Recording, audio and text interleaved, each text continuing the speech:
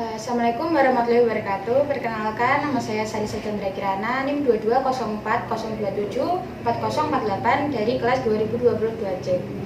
Di sini saya akan mengerjakan tugas yang diberikan oleh dosen pembimbing mata kuliah Bahasa Indonesia, yaitu Ibu Riri Rengganis.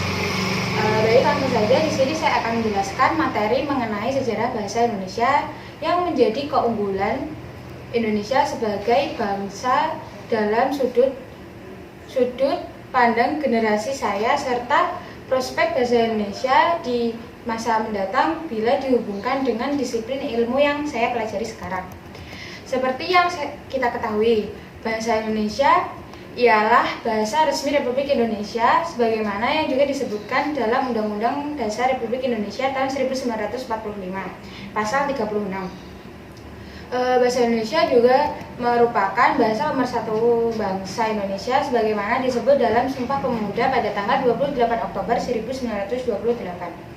Fungsi bahasa Indonesia dalam pembangunan bangsa terdapat dalam pernyataan sikap bertanah air satu, tanah air Indonesia, berbangsa satu, bangsa Indonesia, dan menjunjung bahasa persatuan bangsa Indonesia dalam Sumpah Pemuda pada tanggal 28 Oktober 1928. Bahasa Indonesia telah menyatukan berbagai lapisan masyarakat ke dalam satu kesatuan bangsa Indonesia. Bangsa Indonesia mencapai puncak perjuangan politik sejalan dengan perjuangan politik bangsa Indonesia dalam mencapai kemerdekaan pada tanggal 17 Agustus 1945. Hal ini dibuktikan dengan dijadikannya bahasa Indonesia sebagai bahasa negara. Di era globalisasi ini,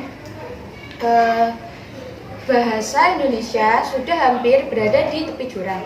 Kita sebagai warga negara Indonesia harusnya mampu untuk mempertahankan dan mengembangkan bahasa negeri sendiri. Melestarikan bahasa Indonesia itu adalah hal wajib yang harus dilanjutkan oleh warga Indonesia dari generasi ke generasi. Terdapat banyak langkah-langkah kecil yang dapat kita lakukan untuk melestarikan bahasa pemersatu bangsa ini.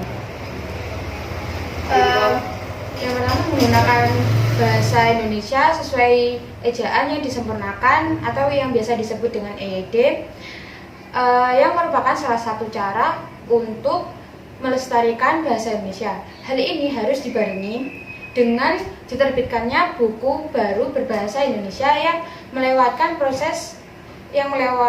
proses editing terhadap isi dari buku bahasa Indonesia, mulai dari majas, peribahasa, perumpamaan, pepatah, dan lain sebagainya. Menjadikan bahasa Indonesia sebagai mata pelajaran wajib di semua institusi pendidikan di Indonesia sebagai wujud bahwa mereka dapat menggunakan dan menerapkan kemampuan bahasa Indonesia dengan baik dan benar.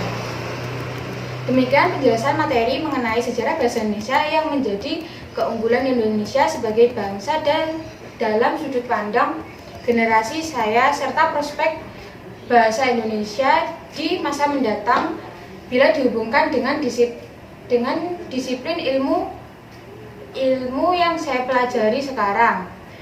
Semoga penjelasan yang dapat saya paparkan dapat diterima dan bermanfaat. Apabila ada kurang dan lebihnya, saya mohon maaf sebesar-besarnya. Wassalamualaikum warahmatullahi wabarakatuh.